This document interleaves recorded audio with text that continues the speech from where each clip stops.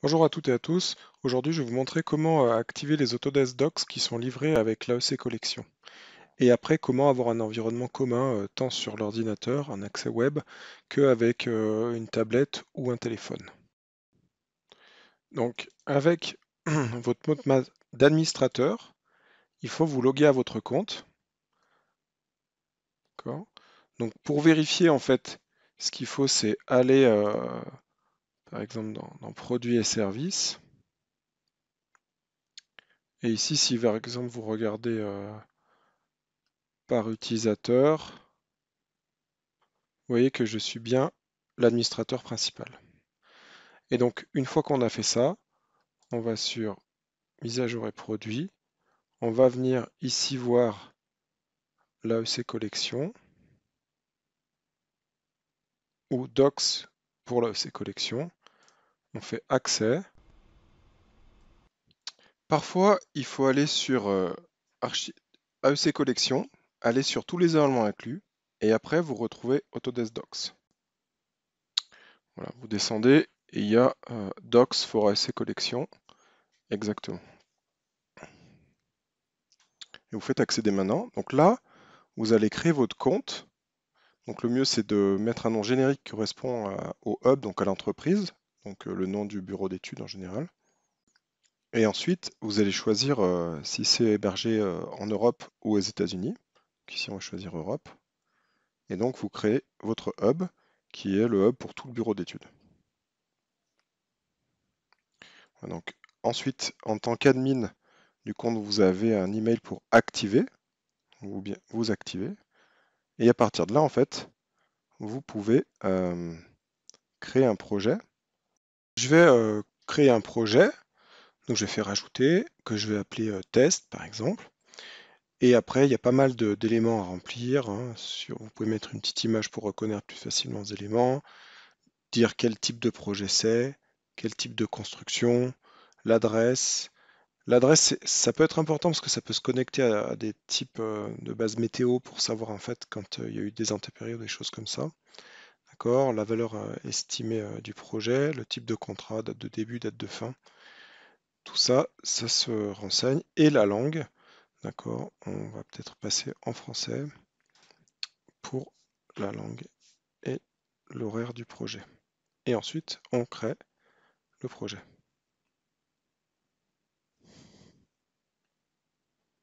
Donc, Insight, qui est toujours activé par défaut, en fait, c'est, on va dire, le tableau de bord Enter projet.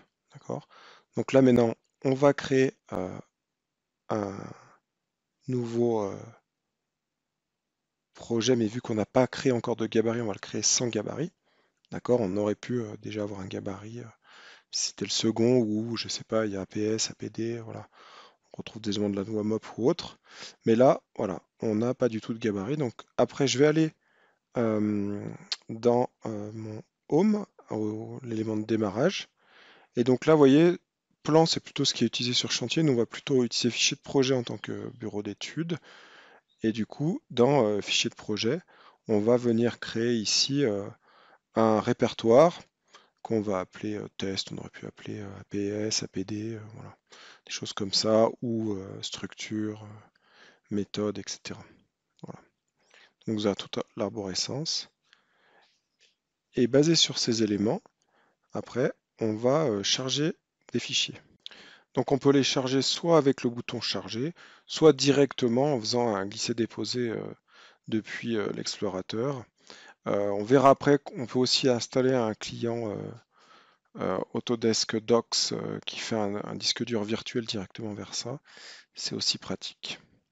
Naturellement, une fois le fichier chargé, je clique dessus pour le voir dans l'interface cloud. Vous allez accès à la fois à la vue 2D et à tous les vues en plan d'un fichier Revit uniquement avec Autodesk Docs, que ce soit ici sur un environnement PC, mais on va aussi le voir sur environnement iOS et Android, sur ce principe. Et après aussi changer l'angle de la coupe et venir ici être en mode plus... vous avez propriété des murs ou d'autres éléments, hein, tous les propriétés d'objets. Et vous pouvez aussi vous positionner un petit peu comme dans Navisworks, avec l'apesanteur et venir vous promener dedans à une certaine hauteur. Voilà. Vous allez pouvoir aussi isoler les éléments dans la vue 3D et peut-être pouvoir plus facilement coter en fait ce qui vous importe. Voilà, en X, Y et Z et puis la cote directe. On va pouvoir aussi regarder une vue 3D mais niveau par niveau directement, donc ça peut être assez intéressant. Et après, vous allez pouvoir créer des problèmes et les assigner à des personnes. Comme on va le pouvoir avec une date de début des personnes, prendre des photos également. Voilà. Et naturellement, après, vous pouvez afficher ou désafficher par catégorie suivant les éléments du modèle sous cette interface. Donc après, c'est vraiment intéressant d'utiliser la dernière version de Desktop Connector. D'accord. Donc ici. Et ensuite, en fait, vous allez configurer et choisir quel projet. Donc après, ça vous fait un client léger comme ici, en fait, qui me dit ici que tout est à jour, où je retrouve en fait ici les éléments. D'accord? On peut switcher à Autodesk Drive. Et après, ce qu'on peut faire, c'est la mode OneDrive ou autre, c'est demander ici de télécharger, d'avoir toujours en local les éléments. Et donc, on a le statut, donc soit c'est cloud, soit c'est en local, ce qui permet de travailler facilement. Donc, côté tablette, sous Android ou iOS, comme je vous l'ai montré, vous avez aussi l'appli PlantGrid. C'est bien l'appli Autodesk PlantGrid Build, qui permet de visualiser aussi les PDF, comme on peut le voir.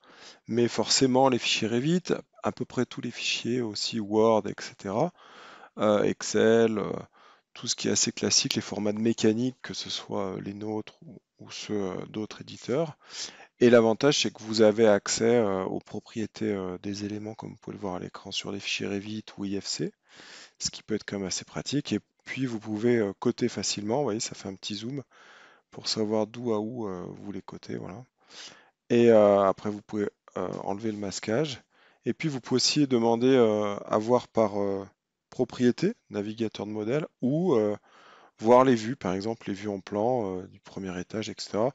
Et forcément, vous pourrez aussi coter ces vues en plan. Si par exemple, je vais vérifier la cote entre deux axes, donc ici, vous voyez le petit cote en bas. Et donc pareil, c'est le même principe que quand vous tournez en 3D, ça fait un petit zoom pour prendre précisément le point. Et l'autre point, idem, un petit zoom. Et donc ça va coter en fonction des unités du dessin.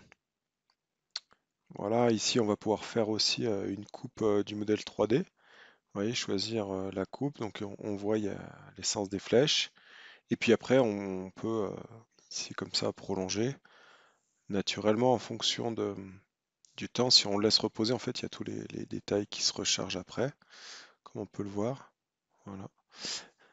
Donc après c'est intuitif avec deux doigts, hein, comme classiquement sur un iPad, qu'on peut le voir. Après on peut tourner la coupe, vous voyez si voilà, il y a peut-être un angle, des choses à faire. Alors on peut aussi voir bien sûr les fichiers des WG comme vous pouvez le voir, et refaire des cotes ou demander l'élément, les propriétés des calques.